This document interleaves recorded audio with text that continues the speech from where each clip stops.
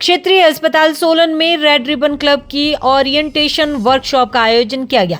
इस अवसर पर सोलन के मुख्य चिकित्सा अधिकारी अजय पाठक ने बताया कि इस कार्यशाला में 15 आरआरसी समूहों को बुलाया गया, जिनमें मुख्य रूप से आईटीआई और कॉलेजों के रेड रिबन क्लब शामिल रहे।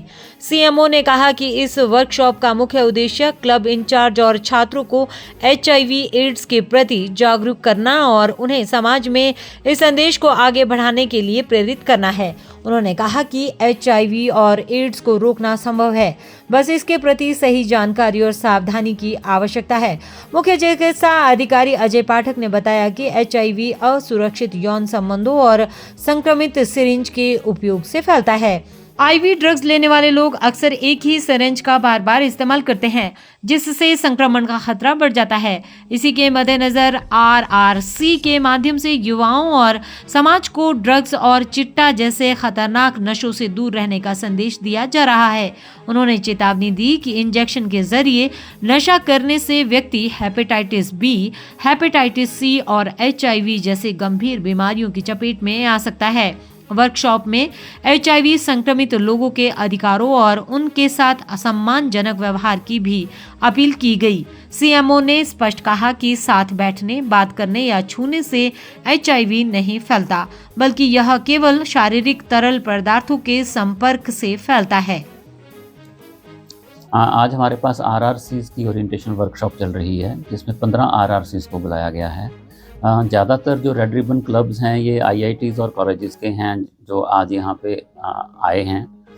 दरअसल इस ओरिएंटेशन वर्कशॉप में हम रेड रिबन क्लब्स के जो इंचार्जेस हैं और रेड रिबन क्लब्स के जो स्टूडेंट्स जो साथ काम कर रहे हैं उनको ओरिएंटेशन करते हैं।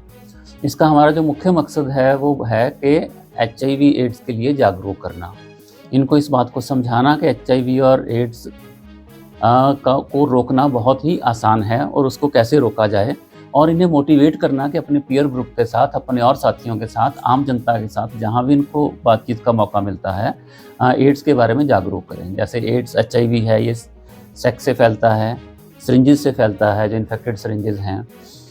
हॉस्पिटल्स में तो अब सिरिंजेस द्वारा यूज़ नहीं होती हैं, एक सिरिंज एक ही बार यूज़ होती है, लेकिन जो आईवी ड्रग यूज़र्स हैं, जो ड्रग्स लेते हैं, इंट्रावीनस इंजेक्शन लगा के ड्रग लेते हैं, वो एक ही सिरिंज को बार बार इस्तेमाल करते हैं।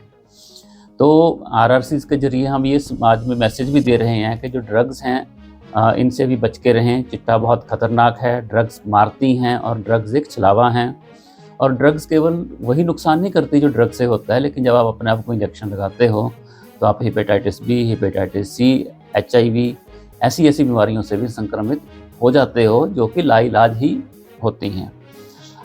एक हम आरआरसी के माध्यम से एचआईवी के जो लोगों के राइट्स हैं उसके बारे में भी जागरूक करते हैं कि उनसे भेदभाव ना किया जाए। कैजुअली छूने से, कैजुअली बात करने से, साथ में खाना खाने से एचआईवी नहीं फैलता है। एचआईवी सिर्फ तभी फैलता है जब बॉडी के फ्लूइड्स ट्रांसफ़र होते हैं, यानी सेक्स से फैलता है, सिरिंजेस से फैलता है, ब्लड के थ्रू फैलता है। तो इसकी जानकारी भी हम लोगों को देते हैं। आपके माध्यम से भी मैं सबको यही कहना चाहूँगा कि ये मान के चलो कि हर व्यक्ति पोटेंशियल एचआईवी पॉजिटिव है।